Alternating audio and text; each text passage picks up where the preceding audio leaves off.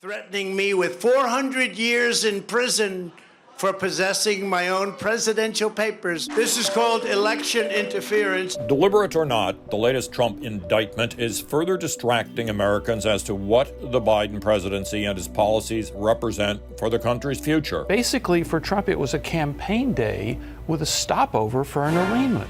Fact is, the stakes in Team Biden's agenda could not be higher. Sadly, the interest level, which has siphoned off into the Trump legal drama, could not be lower. America needs a deliberate, hands-on investment strategy to pull forward innovation, drive down costs, and create good jobs.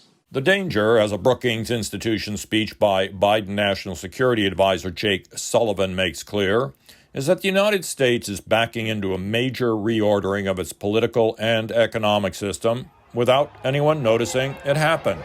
A modern American industrial strategy identifies specific sectors that are foundational to economic growth, strategic from a national security perspective, and where private industry on its own isn't poised to make the investments needed to secure our national ambitions. Let's talk about golf.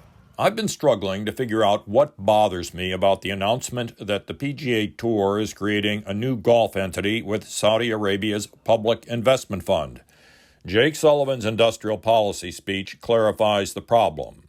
Everywhere you look, governments are muscling in on the lives of consenting businesses and consenting adults. I still hate live. I hate live. I hope it goes away, and I would fully expect that it does. The PGA, which has been in litigation with the Public Investment Fund over the Saudi-backed golf tour called LIV, has entered into an undefined commercial operation that will have a common PGA Saudi ownership. Whether you like it or not, the PIF are going to keep spending money in golf. At least the PGA Tour now controls how that money is spent. Rightly understood, this is a hostile takeover of an American sport by a government. If you're thinking about one of the biggest sovereign wealth funds in the world, would you rather have them as a partner or an enemy?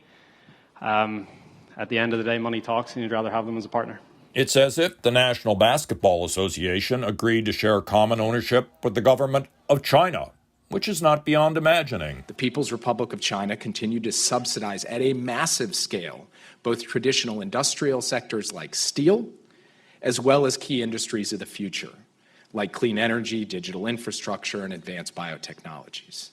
Jake Sullivan's Brookings speech isn't critical of China. He praises the Chinese government's investment model as a case study for America.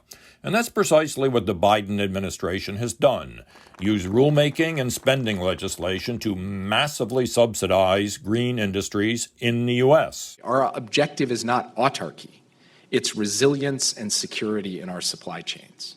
Now, building domestic capacity is the starting point, but the effort extends beyond our borders. What we're seeing here is the inexorable rise of state capitalism, a system that deploys the state's authority and money to force acquiescence to its goals. It's hard for me to not sit up here and feel somewhat like a sacrificial lamb and, feeling like I've put myself out there and this is what happens. This isn't like getting paid to wear Callaway on your cap.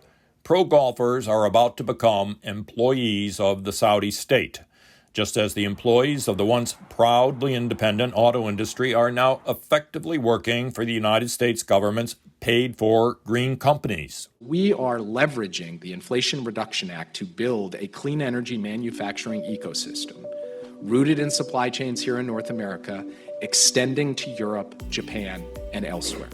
Like the PRC, Team Biden's vision for United States industrial policy is one in which the government explicitly leads. Everyone else is reduced to following that lead. This is how we will turn the IRA from a source of friction into a source of strength and reliability.